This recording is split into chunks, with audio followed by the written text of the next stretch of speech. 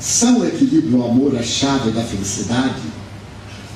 Desde que nós consigamos disciplinar o nosso querer e o nosso saber e amarmos, nós temos aí realmente a chave da plenitude, um estado permanente de bem-estar, porque a felicidade é um pico, temos aquela alegria imensa. Daí-se dizer que a verdadeira felicidade de uma festa é esperar por ela, porque na hora que começa a festa já está acabando, a gente espera, aquela ansiedade organiza e já passou.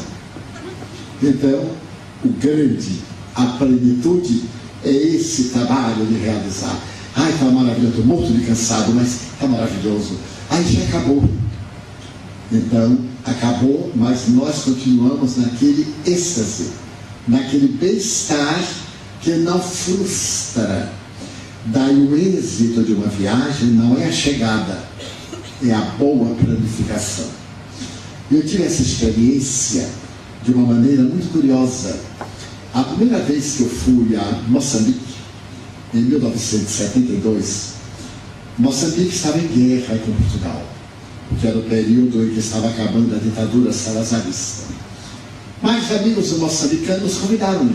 Naquele tempo chamava-se a capital Lourenço Marques, hoje é Maputo, uma palavra do idioma próprio dos gentios. Então, os voos eram raríssimos. Eram São Paulo, Salvador, São Paulo e Johannesburg, e depois pegava-se um avião a Lourenço Marques. E nós acertamos, combinamos, acertamos. Na semana ainda nos telefonamos, eram raros telefonemas internacionais. E na hora que eu cheguei, a comissão que me esperava, porque o espiritismo era proibido, nós ia fazer conferências de subterrâneo. O amigo que me recebeu disse assim: ai, Divaldo, e você veio? Eu disse: e não era para vir? Não era para vir. E por que você não me disse? Porque eu pensei que os espíritos iam me dizer. Mas eles não são meus detetives. Nós telegrafamos, nós conversamos, nós nos telefonamos. Porque a situação está horrível. A palestra foi proibida. Eu disse: mas agora não tem jeito, porque há 8 dias, que é o único avião de volta a Johannesburg será no próximo domingo. E aí um amigo meu, eu tive um choque, eu digo: nossa, sair de Salvador e a São Paulo, viajar 14 horas até Joanesburgo, depois viajar mais outras tantas, e era para não vir. Mas eu digo: já que eu estou aqui, agora temos que dar um jeito, você tem que levar para o hotel. Pelo menos eu tenho que dormir até amanhã, e com a cabeça fria eu vou pensar bem. Os senhores vão rir com o que me aconteceu. Eu fiquei desconcertado, porque o amigo era mais confuso do que eu. Então eu digo: agora leve-me ao hotel. Está reservado, não? Sim, está reservado. Então não há problema. Leve-me ao hotel. E então ele disse assim: Divaldo, se a luz apagar, começou a revolução. Porque Lourenço Marques é uma cidade com 600 mil habitantes. E em volta há um cinturão de 2 milhões de autóctones. Então eles são programados a dançar e acabar com os brancos. Eu digo: mas que momento bom que é muita falta de bom senso sair de Salvador para morrer no Lourenço, né? Mas já estava ali, não tinha nem para onde correr. Então ele me disse: bobagem, não bobagem. Pois é, se você vir, se ver a luz apagar, já sabe. Eu digo: não se preocupe comigo, eu necessito de repousar, e amanhã às 8 horas vai ao hotel para nós conversarmos. Eu irei falar com as autoridades, eu irei pedir às autoridades. Você tem coragem? Eles não vão me morder, não. O pior que pode acontecer é mandar-me embora, é até bom, porque eu volto de graça.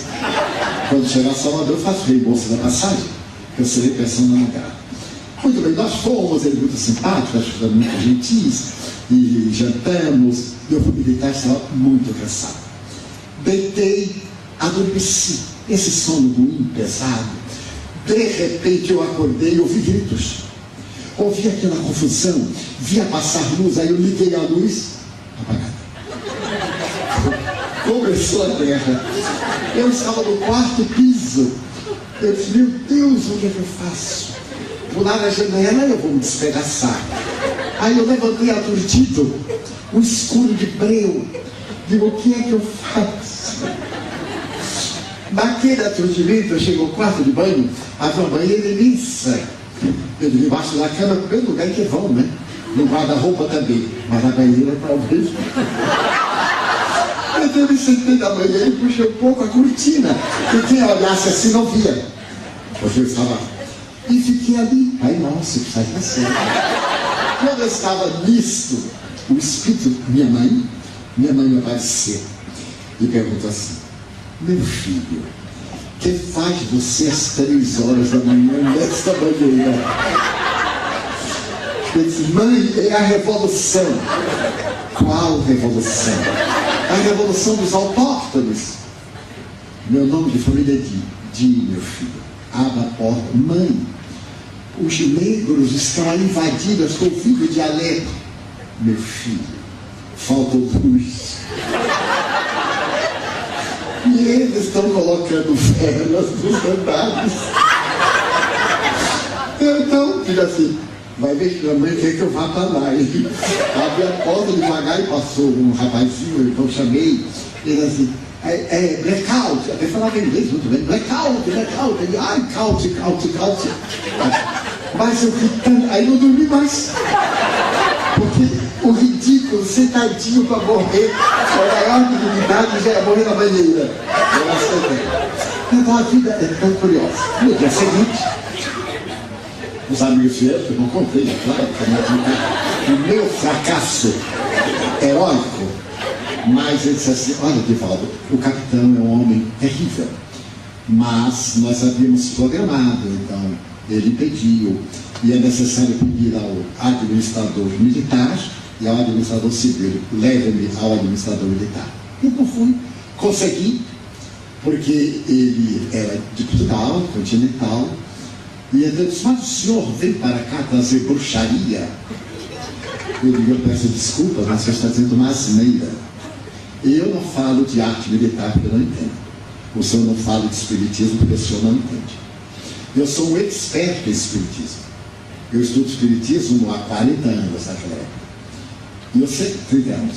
E o senhor estuda a vida militar. E fomos conversando e eu vi o espírito da mãe dele ao lado. Mas nesse ínterim o telefone tocou. Tocou e ele atendeu. Eu já atendeu e tal. Quando ele terminou, eu digo: pois é, o senhor é casado e acaba de atender uma namorada. Naquele tempo não chamava namorada, chamava amante. Hoje que o negócio está meio disfarçado: olha, minha namorada. Tem 20 namoradas. E às vezes eu não sei em que nível de namoro é. Você está começando, você está no bye-bye. Porque não namorava, noivava, casava, separava e tinha uma costela ao lado. Ele foi tomado de choque e disse: senhor, eu sou espírita, eu sou médico. Eu sei o que lhe acontece. Sua mãe está me dizendo isso. Bom, o homem concordou que eu confio nessa conferência. Mas foi curioso que eu entrei a sós, porque o meu amigo não quis entrar, sendo ele português de nascimento, podia ser levado ao caça. E então, o militar ficou muito simpático, conversamos muito. Ele disse: agora o senhor tem que pedir permissão ao governador civil. Mas hoje é uma segunda-feira. E é difícil, mas eu vou levá-lo lá. Eu estou tão fascinado que eu quero ouvi-lo, vou levá-lo lá. Então pegou pelo braço, quando meu amigo viu, eu saí do gabinete com o capitão segurando os braços, ele desmaiou. Pensou que eu estava sendo preso.